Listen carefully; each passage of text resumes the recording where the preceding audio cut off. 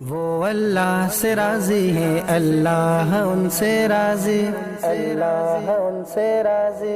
ایک ایک حکم آقا پر گزری جن کی ساری عمر، اللہ ان سے راضی۔ السلام علیکم ورحمۃ اللہ وبرکاتہ۔ نحمدہ ونصلی علی رسولہ الکریم، اما بعد، فاعوذ باللہ من الشیطان الرجیم، بسم اللہ الرحمن الرحیم۔ رب اشرح لی صدری ویسر لی امری واحلل عقدۃ من لسانی یفقہوا قولی۔ ناظرین، پروگرام روشنی کے مینار کے ساتھ حاضر ہیں۔ رمضان کا مہینہ ہے، صبر کا مہینہ ہے۔ صبر ہے اپنے آپ کو روک لینا۔ عام زندگی میں جیسے ہم حرام سے رکتے ہیں، رمضان میں اللہ تعالیٰ ہمیں حلال سے بھی رکنے کا حکم دیتے ہیں۔ جو لوگ رمضان میں صبر کرتے ہیں، اللہ تعالیٰ ان کے لیے دنیا اور آخرت میں بھلائیاں اور اجر عطا فرماتے ہیں۔ جب ہم صبر کی بات کر رہے ہیں تو آج جس ہم صحابیہ کے بارے میں آپ کو بتائیں گے، ان کی زندگی بھی صبر ہی کے ساتھ منسلک ہے۔ ان کا نام ہے ام رومان رضی اللہ عنہا۔ ناظرین، آپ کا نام زینب تھا، ام رومان آپ کا لقب تھا۔ ام رومان پہلے سے شادی شدہ تھیں اور ان کے شوہر کا نام حارث تھا۔ آپ مکہ سے باہر ایک علاقے میں رہتی تھیں۔ پھر اس کے بعد ام رومان کے شوہر حارث کو یہ خیال آیا کہ وہ مکہ چونکہ ایک بڑی جگہ تھی، ایک شہر تھا، تو وہاں پہ وہ منتقل ہو جائیں۔ تو ام رومان اپنے شوہر حارث اور اپنے بیٹے طفیل کے ساتھ مکہ معظمہ میں آپ نے رہائش اختیار کر لی۔ اس وقت مکہ میں ایک قانون تھا کہ جب بھی کوئی باہر سے آتا تھا اس کو ایک کفیل کی ضرورت ہوتی تھی۔ تو ام رومان کے شوہر حارث نے حضرت ابوبکر صدیق رضی اللہ عنہ کو اپنا کفیل بنایا۔ اس کفیل کا مقصد یہ ہوتا تھا کہ وہ ان کو ایک کفالت دے دے، ان کو ایک پروٹیکشن دے دے، تاکہ باقی لوگ جو ہیں وہ ان کو نقصان نہ دے سکیں۔ یہ واقعہ رسول صلی اللہ علیہ وسلم کی بعثت سے پہلے کا ہے۔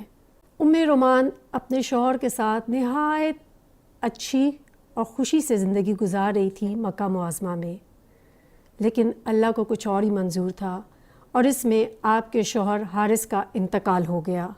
جزیرۃ العرب کے اندر ناظرین ایک رواج تھا کہ جب بھی کوئی عورت بیوہ ہو جاتی تو فوراً اس کی شادی کر دی جاتی، تاکہ اس عورت کو اور اس کے بچوں کو ایک کفالت مل جائے، تاکہ ان کے لیے آسانی پیدا ہو جائے۔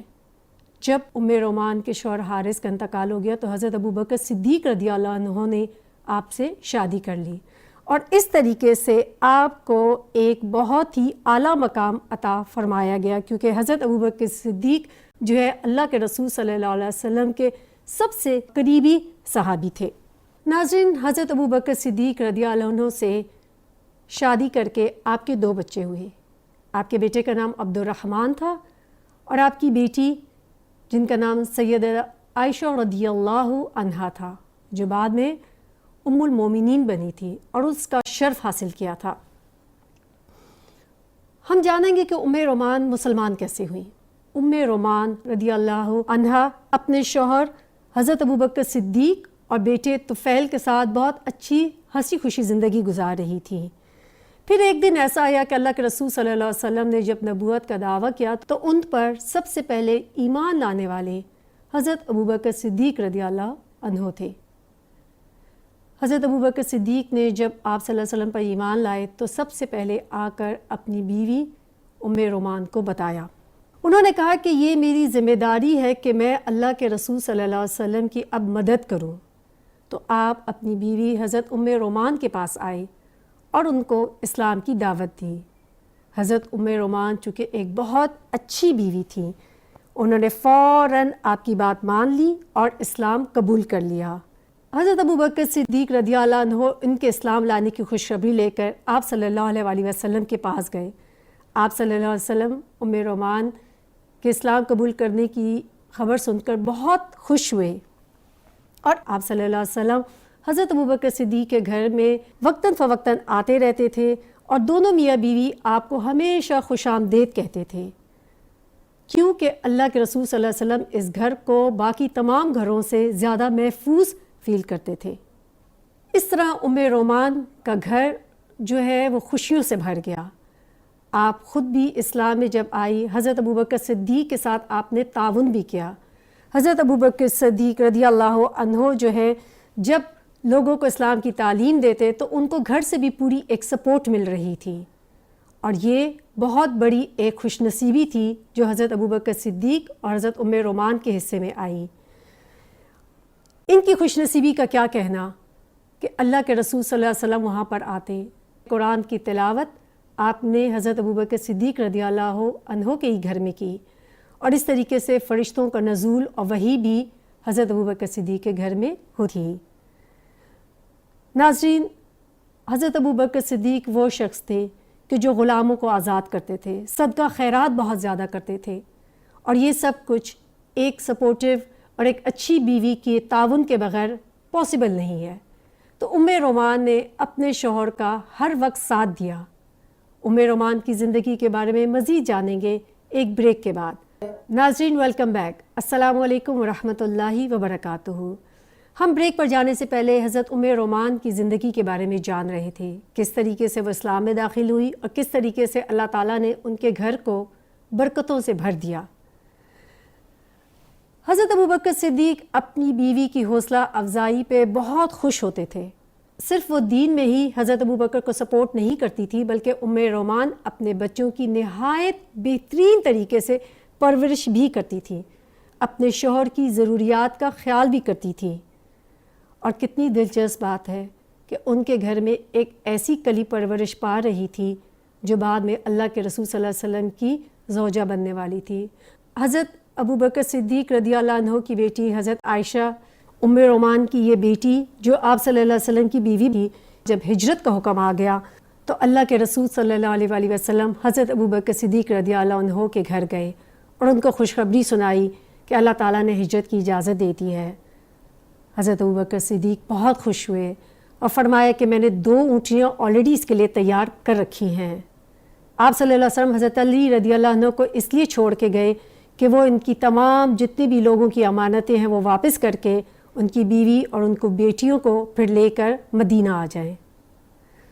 حضرت ابوبکر صدیق رضی اللہ عنہ اپنی فیملی کو چھوڑ کر گئے تھے، اور تمام گھر کا مال اور جتنے بھی پیسے تھے وہ سب ساتھ لے کر گئے، لیکن رومان ان بیویوں میں سے تھی کہ جنہوں نے کوئی شکایت نہیں کی، کوئی کمپلین نہیں کی، بلکہ ان کو تو اس بات کی خوشی تھی کہ ان کے شوہر اللہ کے رسول صلی اللہ علیہ وسلم کے ساتھ گئے ہیں۔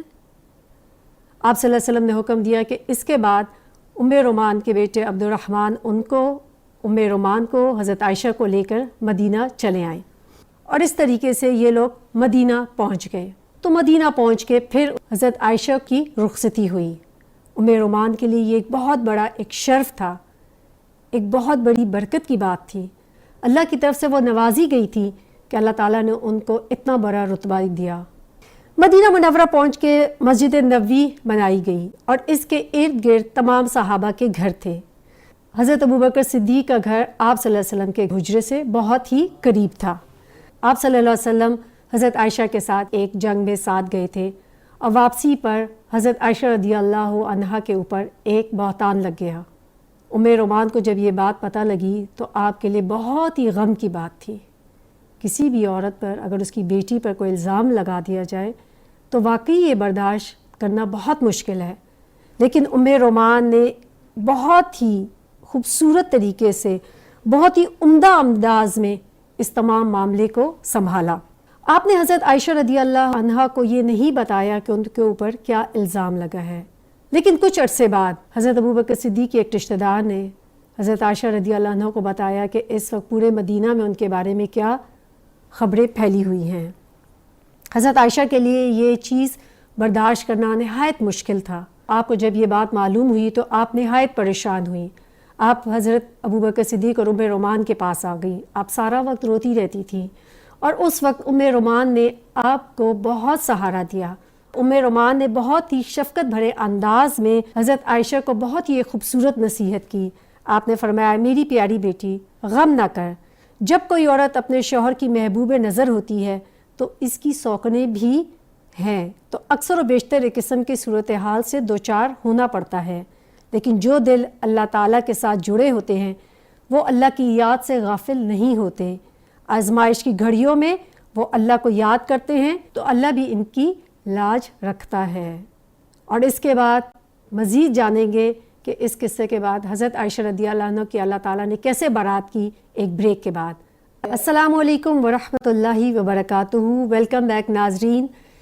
بریک پر جانے سے پہلے ہم رومان کے بارے میں جان رہے تھے، کس طریقے سے انہوں نے اپنی بیٹی کو سپورٹ کیا ایک بہت بڑے بہتان اور ایک بہت بڑی مصیبت کے اور غم کے وقت میں۔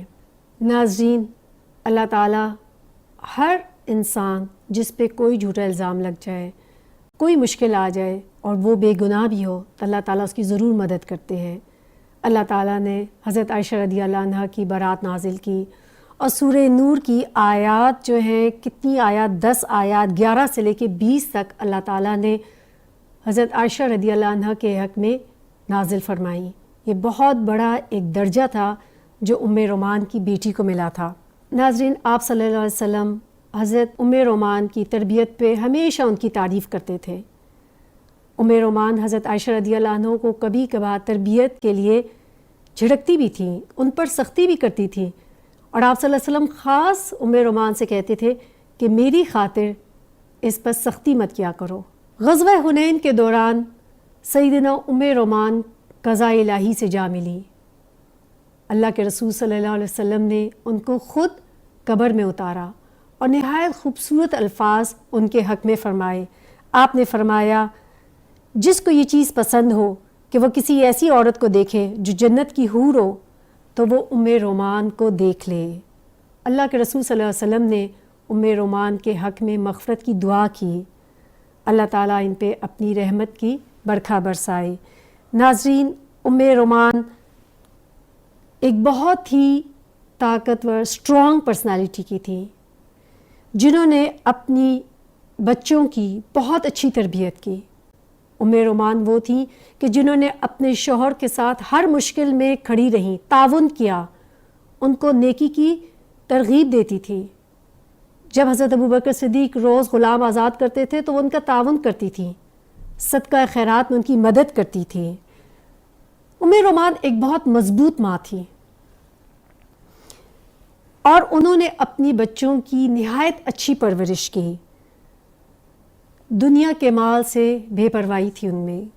رسول صلی اللہ علیہ وسلم نے جن کی اتنی خوبصورت تعریف کی تو سوچیں کہ وہ عورت کتنی بلند پایا شخصیت ہوگی ان کی۔ اللہ تعالیٰ ہم سب لوگوں کو ایسا نیک دل بنائے جیسی رومان کو اللہ تعالیٰ نے بنایا تھا۔ ناظرین، مسلمان ایک دوسرے کو نیکی کی ترغیب دیتے ہیں، ایک دوسرے کے ساتھ تعاون کرتے ہیں۔ جب رب کی ذات سب سے زیادہ اہم ہو جائے تو دنیا کی تکلیف کوئی مشکل نہیں ہوتی، لیکن جب ہم دنیا والوں سے چاہتے ہیں کہ وہ ہمیں دے یا ان سے مانگتے ہیں تو وہ تو کبھی نہیں دیتے، اور اگر دیتے بھی ہیں تو ہم پر احسان ہی کرتے ہیں۔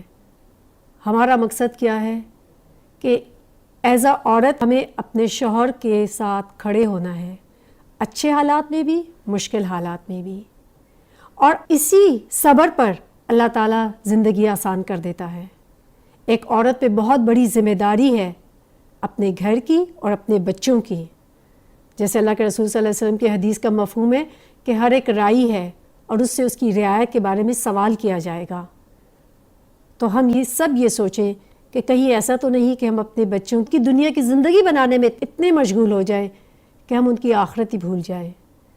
تو ایز اے ماں ہم سب پہ فرض ہے کہ اپنے بچوں کو دین کے ساتھ دنیا اور دنیا کے ساتھ دین بھی دیں، کیونکہ یہی ان کی آخرت میں کام آئے گا۔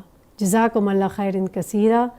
سبحانک اللہم و بحمدک، اشہد ان لا الہ الا انت، استغفرک و اتوب الیک۔ السلام علیکم ورحمۃ اللہ وبرکاتہ۔